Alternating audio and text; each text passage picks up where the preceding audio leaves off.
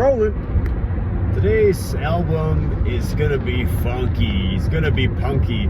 It's gonna have a lot of. Okay.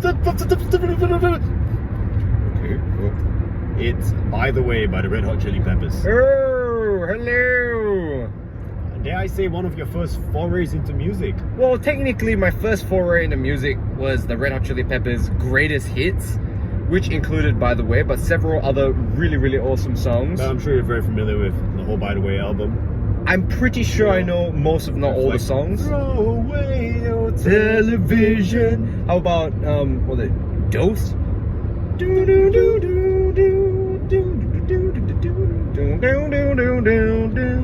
go. Yeah, it was like the Don't Forget Me. Oh, great. The riff song, played by the bass. Oh, Zephyr song is my favorite song. My very first song that I had a young boy's orgasm to that song. Oh, brother, that's beautiful. Doom, doom, doom, doom, doom, doom, doom, doom. You know what? The By the Way album. Okay, like the Big Peppers album for me at my age was the Californication album. Another amazing. By the Way came out before that though, right? Oh. God, you're. I'm asking questions, brother. Is it a crime to ask questions? You're a fucking chimpanzee. By the Way came out before. I'm asking questions. This is about learning, is it not? It is the question that is ridiculous. But anyway, you know, I if a fish is judged by its ability to climb trees, brother. Okay, brother.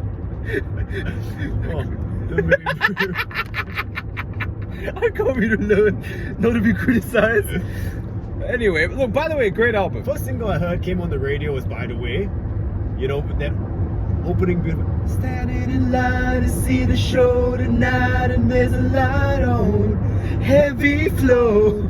And then when it came into the wow, look, I will admit, when I was younger, I actually found that part a bit weird. But now that you know, I'm older, wiser man with the hair and the testes. How much aggression is there in that riff? You know, like Frusciante's just playing like muted chords, like the fucking tabs is doing like X.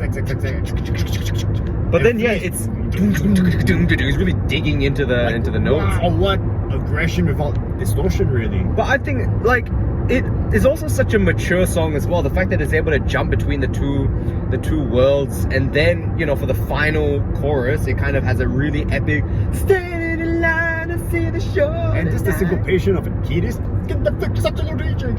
Oh, the man practically raps. Like if you listen to a lot of his stuff. And I used to, back in the day when I first heard it when I was younger, I was like, his lyrics are nonsense. But then as I get older, I look at it, they're actually kind of poetic. Yeah. You know, if you look at like Don't Forget Can't Me. Stop. Well, I was saying Don't Forget Me, where he goes like, I'm a rainbow in your jail cell. Like, you know, just the way he uses images. I'm the meth lab. It's almost Bob Dylan-ish, you know, kind of really painting a picture with words. Like, great fucking writer. And like, honestly, the four of them are at the top of their game. I don't think there is a band, I can't think of another band that has reached the commercial level of success that the Peppers have, yet still kept the musicianship at such a high level. Their technical ability is like, whoo, phenomenal. I mean, Can't Stop is fucking amazing. Like, very, very hard song, dude. Have you ever tried doing karaoke to Can't Stop? Oh, brother, the lung capacity is crazy on that one. I actually did that live. Okay, well, it's not. Nobody It was exhausting. Yeah, exactly. Really exhausting. And I mean, Chad Smith, what can you say? Like, amazing drummer. You know, he's able to play the same beat, but just alter, you know, the way he plays it to make the transitions in the song. Flea is insane, like, you know, such a... I don't know how the man moves, and this is also starting to become like a wider just a Red Hot Chili Peppers appreciation video, but like, the way the man moves his aggression but still maintains such precision, woo!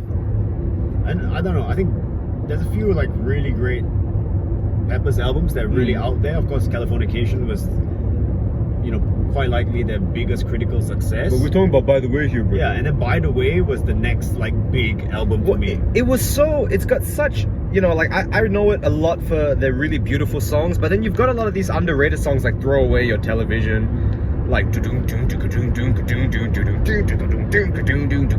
know, really groovy, so much feel. You've got weird songs which are kind of, they might be a filler song, but they're kind of interesting as well. You remind me of one of the songs on the album, brother. Come on. Oh, that's not a filler. I love compliment. I see you in the park. You're always wearing Dodger blue. I'm small, but I'm strong. I'll get along with you if you want me to. Alright, here's one thing I do have to say about Peppers as well. And I think, by the way, is a really, really good album to showcase this. I was so shattered when Frusciante left because one thing that makes Peppers Frusciante's harmonies is beautiful. It's, you know, there's so many bands that do build their sound on these vocal harmonies, and when you take them away, it's like when the Rev died in Avenged Sevenfold and he couldn't do those backup vocals. When Portnoy left Dream Theater and he couldn't do those backup vocals. If that is the sound you build yourself on, it's so hard to go to a place where you don't have that anymore. I think, yeah, the Peppers, with Frusciante, you know, the Peppers have to have Frusciante. And I'm very, very excited now that he's back. They're like, sorry, Josh Klinghoffer, you're out of here. After playing for like, what, 10 years with him? Look, it's still a good album, you know, with him, but Dark Necessities. There's something missing, you know, like. Yeah, no, you can tell, you know, and playing like style. Peppers, right? They do this fucking By the Way, which was a monster of an album. And straight after that, they do this giant double album, Stadium Arcadium. Oh, that's a great album. Like, what a fucking, like, banger after banger. Can I just say as well, like, one thing I really admired about Peppers that really did shape the way I approached, like, listening to music was that so many times they've got Flea, the bass guitar, actually playing the main line, and Frusciante being the guitar, providing these more sort of ambient backing sounds, which to me was such a, like think about Don't Forget Me. The bass is playing the doom, doom. Yeah, and by doing that as a three-piece outfit, they're able to sound fucking huge, right? And do so much. Yeah, Frusciante just... I mean, these guys are really absolute genius level players, and there's so many bands that have these genius level players, but they generally do not have commercial success. The Peppers somehow found a way, a sweet spot, to write these incredibly catchy songs that can be accepted by pop radio, but not compromise any of this amazing musicality and technicality. Great songwriting, great technique. And you know what, they are like, again, with any band, like, it's a combination as well. Because I remember when you told me, like, Chad Smith was gonna go do this project called Chicken Foot with, like, Joe Satriani and Sammy Hagar. Who's the bassist on that? Was that Michael Anthony? I don't know Michael Anthony, but like, you know, you're like, wow, what a powerhouse combo. But it's not the same, you know. Whereas Peppers is like. So before Aaron rambles on, which he tends to do, I think, By the Way, I will give it 5 stars. 5 stars. That it hits close to home for me with that one. That's like one of the earliest. Those were childhood songs, right? Fly away on my Zephyr, I feel it more than ever. Turn it off already.